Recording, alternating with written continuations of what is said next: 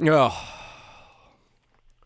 what's up, YouTube? I want to do a quick comparison between the Focusrite 2i2 and the Motu M2. Try to keep this video short. 10 minutes is about what it's going to take to do this video. So if you want the nit and gritty, the M2's got a better amp and headphone amp. You've obviously got these knobs. Build quality isn't quite there. Isn't quite comparable to the 2i2, but you know, if you can deal with that being a problem, that's you know, if your need for a better headphone amp outweighs the need for build quality, there you go. So anyway, you know, these are both $159, $169 devices, and they both offer 2 in, 2 out. Very comparable. Very comparable. You can see right now we're recording with the Motu M2. You can see your size comparison between the M2. Obviously, they both, like I said, do the same thing. The big difference is the MIDI. I suppose that could add to size difference. But you know, your Focusrite's a little smaller and you know, I guess a prettier if you like this red.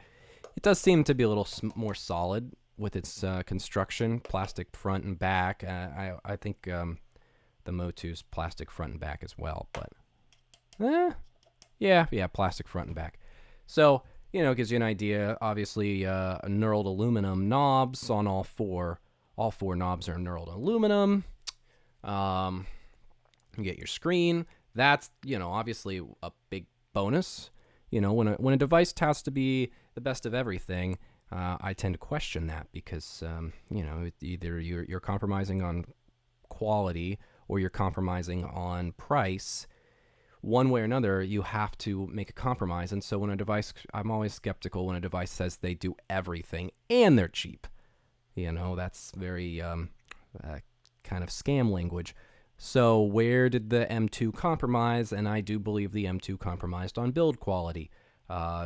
Specifically in these soft touch buttons. These are very cheap soft touch buttons comparatively to the Focusrite, which has got nice, you know, sturdy, solid buttons that you know you're pressing, easy to find, know you're pressing.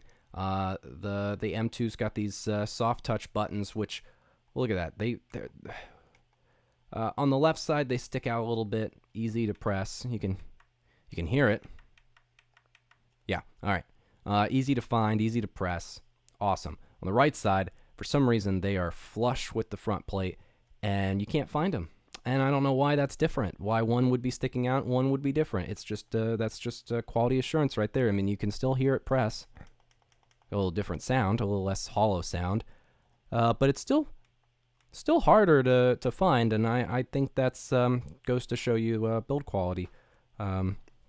So, you know, one thing to consider when you're buying that is, you know, how much are you going to be throwing it around, or how pretty do you want it to look?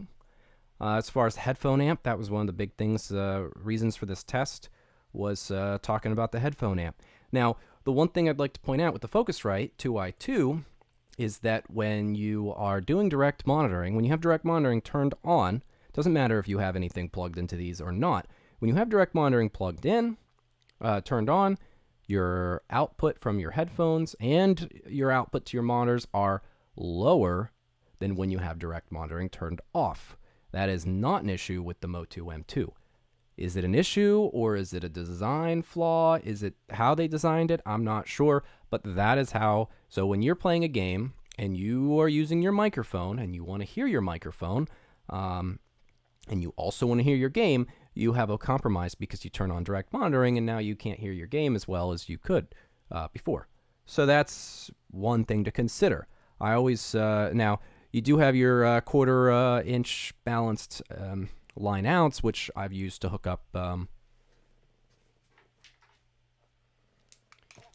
cheap headphone amp like the FIO A3. And then there you go. I've got plenty of power for my DT770 80 ohm headphones. But the fact that I need that, you know, that's a whole nother, that was the whole point of getting an audio interface. If I knew that, I would have just bought a DAC. So, you know, I shouldn't have to use anything else. And that's why I like the M2. That's why I bought the M2 after the fact, after buying the Focusrite. That's why I went out and bought the M2. because of the headphone amp, and that's exactly why I'm keeping the M2, because the headphone amp. I did a empirical test, as empirical as I could keep it, comparing the two headphone amps. So let's switch over. So I recorded some audio. What I did was I balanced my gain with my voice, and it peaks around -14. Computer does not play well with both. So now we're going to put this up to the... Yeah, all right. So I got my audio peaking around -14 decibels. I took my headphones off my head, stuck them up to my microphone like that, and I recorded a quick song from Spotify. Everything on my computer was at 100%. First off, we're going to start with the M2 as I gradually increase the sound.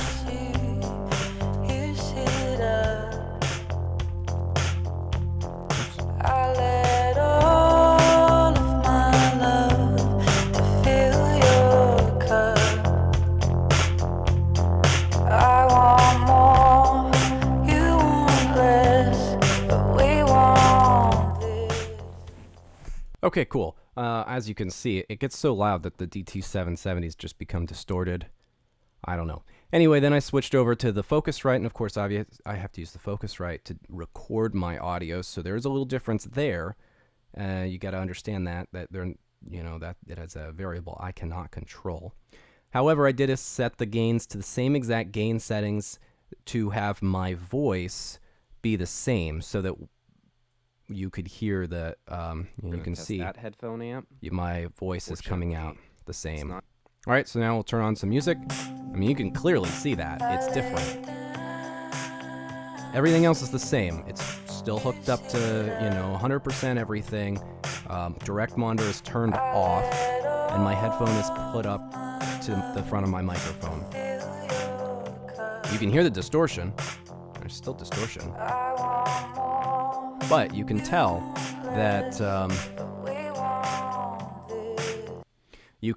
that your audio is only getting to -14 versus or -12 compared to -6 dB.